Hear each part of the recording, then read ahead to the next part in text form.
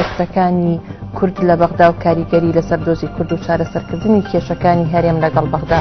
بەڵگەیەکی حاشا نەگرە کە فەشەلەکی زۆر گەورەیە بۆ حکوومەتی هەرێمی کوردستان. هەر وەزیرێک لە وزارەتەکەی خۆی لەسەریەتی نەک بۆی هەیە فەرقیە لەسەریەتی بوجەی تەشغیلی واتە موچەی فەرمانبەرانی خۆی بدات. ئایا بە حیزبی ئەلیف بۆی هەیە لە پێچینەوە بکات لە نوێ لێرێک کەسەر بە حیزبی باە نوێنەریان ناردۆتە ئەوێ پۆستیان وەرگرتۆ چی بکەن لەو زیاتر.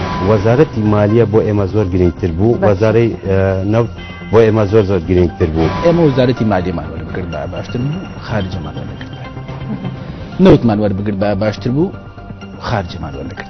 با بێم خاڵ بە خاڵ ئەمە ڕوونکەمەوە کەوانی ئەو پەیوەندی ئەو پابندبوونەی کەسەکانی ئێمە لە بەغدا بە هەرێمەوە زۆر لاوازە. ئەمە کوفرێکی ئاسمانی زەویە بە پێی هەموو پرەنسیپەکان بە پێی هەموو قەواعدی دنیا. بەرنامەی گفتوگۆی پایتەخت شەممە کاتژمێر 9:05